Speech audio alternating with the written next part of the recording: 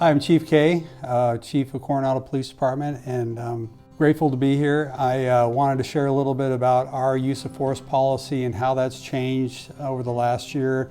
Many of you are aware of the passing of AB 392, SB 230, and how that may or may not have impacted law enforcement. But here at Coronado PD, we collectively as a leadership team kind of looked at the new legislation and realizing that use of force is a component of how we deliver police services, but in order to reduce the use of force, there's a lot of things that go into that.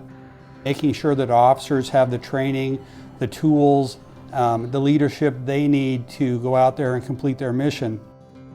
If we're in a situation where we're going to a call where there has been some criminal activity, then officers are trained to formulate a plan, execute that plan in an effort to minimize the use of force. Other situations may involve an officer rolling down the street and seeing somebody who maybe is exhibiting some unusual behavior that could be due to using illicit drugs, maybe having a behavioral health issue, and recognizing that from the outset identifies or changes the way the officer may approach that person and get the right resources there to effectively resolve and communicate with that individual. So in a nutshell, since the passage of the new legislation, we incorporated new training in our department. Everybody in the organization was trained. In addition to that, the collective efforts across the county with the County Chief and Sheriff's Association, the ongoing advanced officer training, de-escalation, all of that has been not only a discussion point here at the department, but turned into actual training points here for our organization. I'd be happy to tell you about PERT. It's a Psychiatric Emergency Response Team. PERT came into being as a result of a collaboration between the county, particularly County Mental Health, and San Diego Police Department many years ago. In 2007, Coronado PD was fortunate enough to get a full-time PERT clinician to work here in the city. And this clinician, licensed psychiatric clinician, rides with a Coronado police officer. The officer will handle their daily business as usual, going out and doing traffic enforcement, other types of reports and things like that. But when there's a call that involves somebody who may be having a behavioral health issue, that unit becomes the primary unit and they go to that call.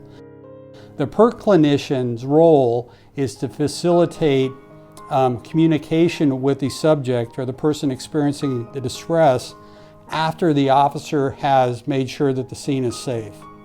The clinician then makes sure things are safe for the person. In some cases, we exercise our authority in the Welfare and Institutions Code to take somebody, detain them, and take them for an evaluation by a mental health professional to determine if they need to be held for 72 hours for some psychiatric review. 2020 has been like no other year that I have experienced. If you live in Coronado, you know there was a couple of months there where there was nobody here. The beaches were empty, and then as things have opened up, as the inoculations have occurred, as the numbers have started to turn in the right direction, everyone has noticed more people coming into town. During the initial phases of the pandemic, we received radio calls to go to businesses where people were inside, they weren't wearing masks.